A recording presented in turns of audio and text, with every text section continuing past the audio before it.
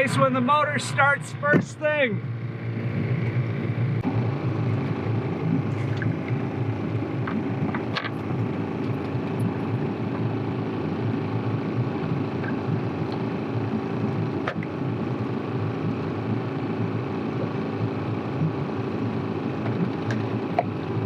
We're going to be running 2 rods on downriggers and 2 rods with leaded line or droppers. We'll see what works best.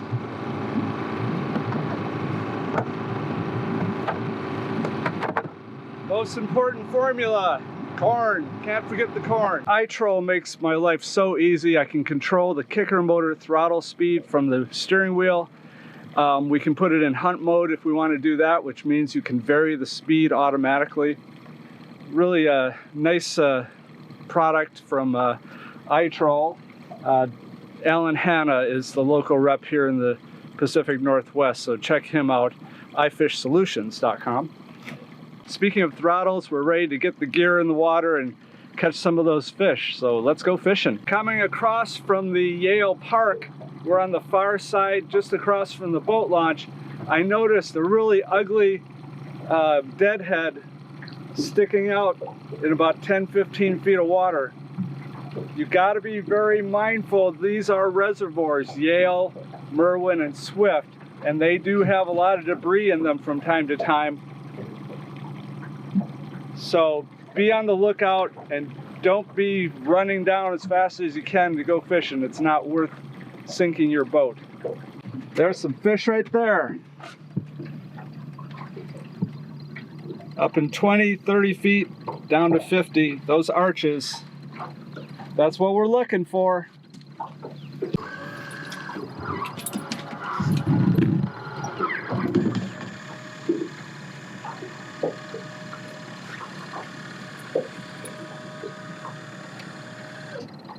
First up on the deep downrigger, we've got a little watermelon dodger, a hoochie, and a wiggle fin.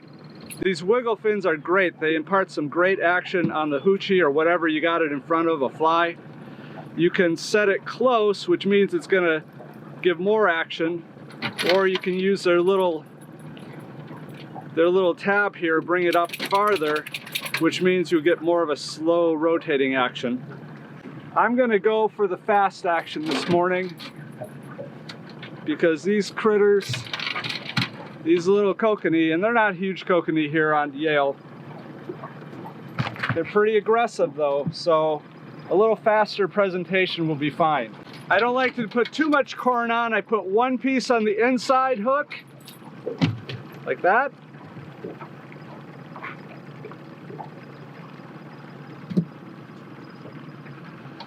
One piece on the trailing hook, so there we are.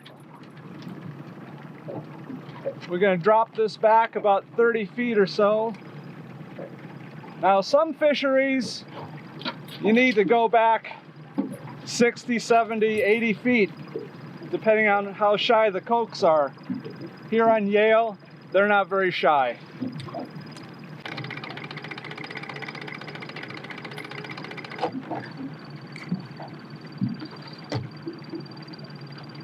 That's one. On the second line, we've got a yellow and orange dodger, and this is an old goat. It's a double spinner, and I have gotten some great fish on this in Montana, some beautiful trout, some nice kokanee. We'll give it a try here on Yale.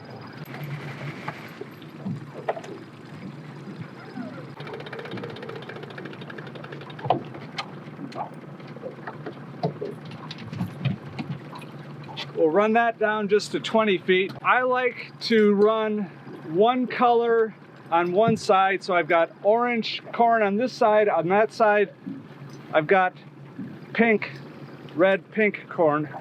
Okay, number 3. This one is a Max with the little bill on the front end, hoochie bill.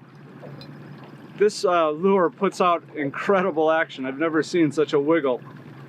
Orange corn with an orange bill and an orange hoochie. I like it. And an orange dodger, of course. There's a theme. This one is leaded line. So The first 50 feet is mono. You have to really thread it out, get it out there. Since we're crack of dawn, we're gonna run this one out about 1.5 to 2 colors on the leaded line.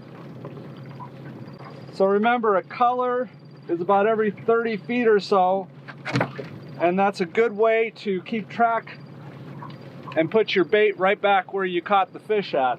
Good morning, everyone. Mike Carey with Northwest Fishing Reports. Just got a nice kokanee here on Yale Reservoir. You know, when you come down to Woodland to fish Yale and Merwin, the big question is which reservoir are you going to fish? Traditionally, Yale has been the lake with more fish that are smaller. This one's 11 inches. And then Merwin, less fish, but bigger ones. Good years, they get into the 14, 15 inch range. This morning we were just pounding away at these little 10 and 11 inch kokanee, but as I've said before, kokanee do not release well. You can see, even though this one's been hooked in the mouth, he's bleeding, and it's really not very sporting to toss these fish back. So you're going to fish Yale, you can expect to get smaller fish, and the sporting thing to do is keep these fish.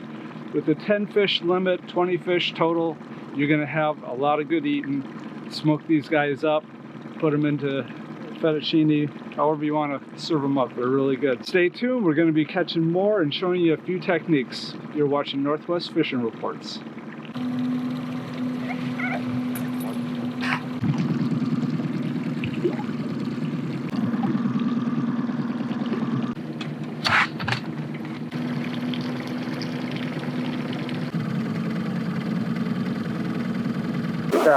He's, oh, there we go, this fish. Want this one? Sure. Keep the rocks up a little low, I think this time. Reeling. Stop reeling. Let it down.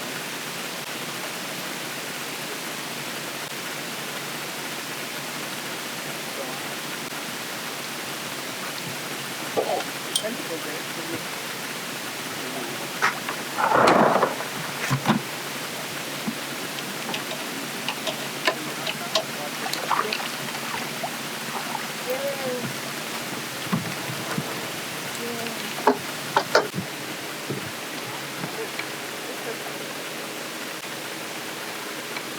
Want them? No. Oh.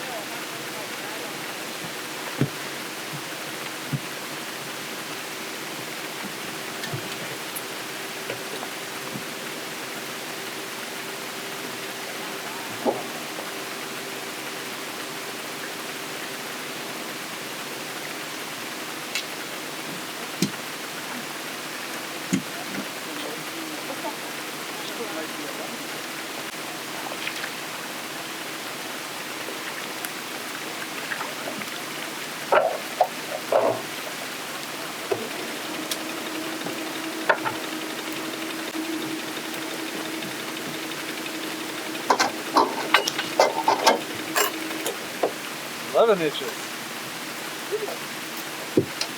That's good.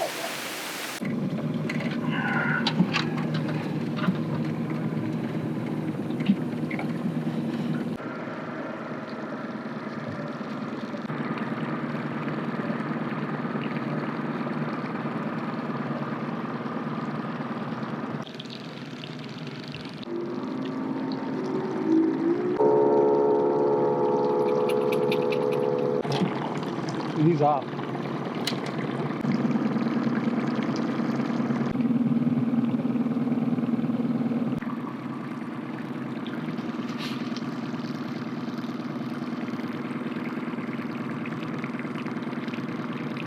Hey, fishing the boat.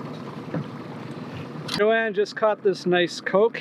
That's a 11-inch class. This is a max. Oh, we got another fish on, another fish. Wow, look at that guy go. Bubbling over on the leaded line. Nice fish. We got back into the shade and the fish are biting again. Very interesting on how these fish are really relating to sun and shade. So just another little thing to keep in mind. when you're out fishing and you've got some big hills first thing in the morning. Oh yeah, look at that guy. Look at that guy, that's a nice fish. I mean, that's a relative term. We are in the land of 10 and 11-inch fish today. Whoop. There we go. Now this one is a Dutch fork. Ouch. That's another nice fish. This one's a Dutch fork spin blade, and it's actually a half blade, and that gives some really nice action in the water as well. So it's nice to mix it up with different types of lures, different actions, and see what kind the fish are interested in, what they're tuning in on. That's about the best fish we've had today.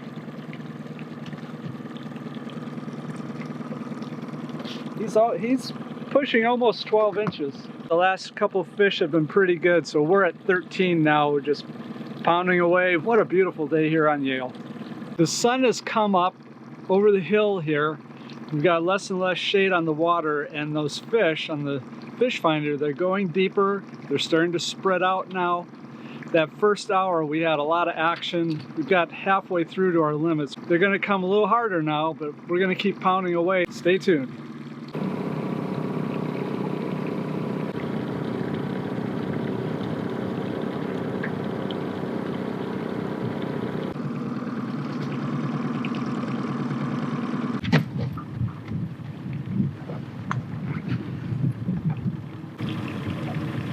Joanne and I have moved to the south end of the lake where the dam is. One thing you should be aware of, Yale Reservoir, being a reservoir, it has trees that were not cut down. And it seems like there's more of them on this end of the reservoir than the area where we started. So in your fish finder, if you're not sure what you're looking at, you may think that those are schools of fish. They're not, they're trees. And you want to make sure your downriggers are above those points, because you are going to get snagged and you're going to lose your gear, and that is not a fun thing to have happen.